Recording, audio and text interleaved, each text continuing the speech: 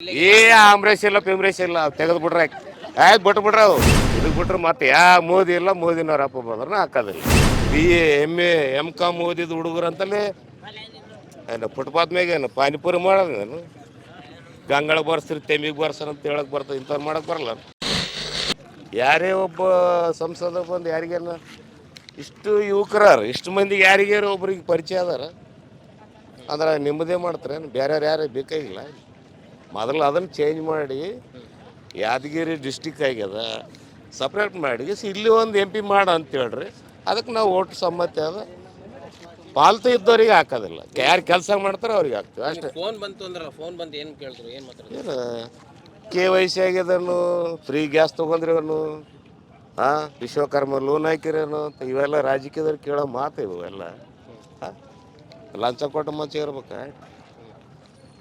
ಮತ್ತು ಹಂಗಾದ್ರೆ ಈಗ ನೀವೇನಾದ್ರು ಬದಲಾವಣೆ ಮಾಡ್ಬೇಕಂತ ಯಾರು ಕೆಲಸ ಮಾಡೋ ವರ್ಕರ್ ಇರ್ತಾರೆ, ಯಾರು ಜನರಿಗೆ ಅಟ್ಯಾಚ್ ಇರ್ತಾರೆ ಅವ್ರಿಗೆ ಸಪೋರ್ಟ್ ನಂಬೋದು. ಒಟ್ಟಾರೆ 10 ವರ್ಷದ ನರೇಂದ್ರ ಮೋದಿ ಅವರು ಯಾರು ಮಾಡಿಲ್ಲ, ಅವೆಲ್ಲ ಬಿಟ್ಬಿಡ್ರಿ, ಅವೆಲ್ಲ ಪಬ್ಲಿಸಿಟಿ ಬೇಕಾಗಿಲ್ಲ. ಏನು ಹೇಳ್ತೀರಾ ನಿಮ್ಮ ಅಭಿಪ್ರಾಯ? ಅಲ್ಲೆಲ್ಲ ಯಾರು ಹಾಕೋದಿಲ್ಲ, SC ST ಅಂತ ಯಾರು ಹಾಕೋದಿಲ್ಲ. BJP ಯಾಕೆ ಹಾಕೋದಿಲ್ಲ? ಹಾಕೋದಿಲ್ಲ.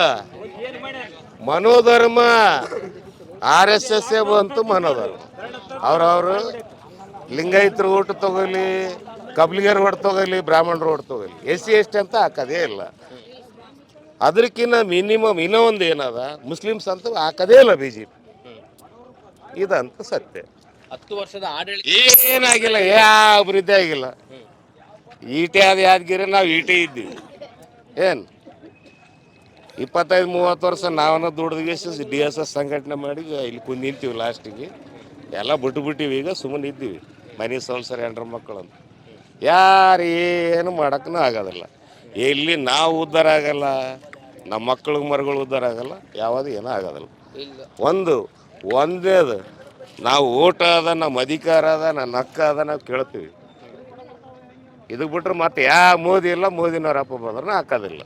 ಇದು ಅಂತ ಸತ್ಯ. ಅಮರೇಶ್ ನಾಯ್ಕ ಅವರು ನಿಮ್ಮ ಜಿಲ್ಲೆ ಆಮ್ರೇಶ್ ಇಲ್ಲ ಪಿಮ್ರೇಶ್ ಇಲ್ಲ ತೆಗೆದು ಬಿಟ್ರೆ ಆಯ್ತು ಬಿಟ್ಬಿಟ್ರೆ ಅವು ಇದು ಚೇಂಜ್ ಮಾಡ ಅಂತ ಹೇಳ್ರಿ ಮೊದಲು ಮೀಸಲಾಂತಿ. ಯಾಕೆ ಅವರೇ ಅದ ಯಾದಗಿರಿಯಾಗ ನಮ್ಮವ್ರು ಯಾರನ್ನ ನಿಂದಿರಲಿ, ನಮ್ಮ ಯಾದಗಿರಿಯವ್ರು ನಿಂದಿರಲಿ, ಅದಕ್ಕೆ ಸಪೋರ್ಟ್ ಮಾಡ್ತೀವಿ.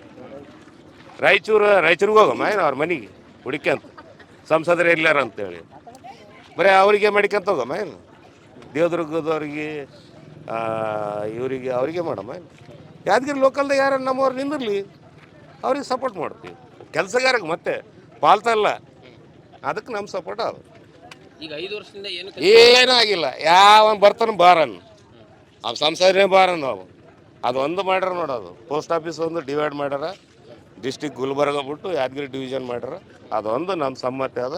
ಮತ್ತು ಅದು ಬಿಟ್ರೆ ಯಾವ ಅದೇನೇ ಆಗಿಲ್ಲ ಕೆಲಸಗಳು ಯಾದಗಿರಿಯಾಗಿ. BA MA M.Com ಓದಿದ ಹುಡುಗರು ಅಂತಲೇ ಏನು ಫುಟ್ಪಾತ್ ಮ್ಯಾಗ ಏನು ಪಾನಿಪುರಿ ಮಾಡೋದು ಗಂಗಳ ಬರ್ಸ್ರಿ ತೆಮಿಗೆ ಬರ್ಸ್ರಿ ಅಂತ ಹೇಳಕ್ಕೆ ಬರ್ತದೆ, ಇಂಥವ್ರು ಮಾಡಕ್ಕೆ ಬರಲ್ಲ. ಓದಿದ ಹುಡುಗರು ಭವಿಷ್ಯ ಏನು ಅದು ವಿಚಾರ ಮಾಡ್ರಿ, ಖಾಸೀಕರಣ ಮಾಡಿರಿ. ಯಾಕೆ ಮಾಡಿರಿ? ಮುಂದಿನ ಬೆಳೆಗಳಿಗೆ ಹೆಂಗೆ ಮತ್ತೆ ಓದಿಸೋದು, ಮತ್ತು ಅದೇ ಲಕ್ಷಗಟ್ಟಲೆ ರೊಕ್ಕ ಡೊನೇಷನ್ ಕೊಡೋದು, ಮತ್ತು ಬಿಸ್ನೆಸ್ ಕಚೇರಿ ಆಗೋದಿಲ್ಲ, ಮನೆ ನೀಡಲ್ಲ, ಒನ್ ಟೈಮ್ ಊಟಕ್ಕಾಗಲ್ಲ. ಇದು ನನ್ನ ಮನೆಯವರಿಗೆ ಕಷ್ಟ.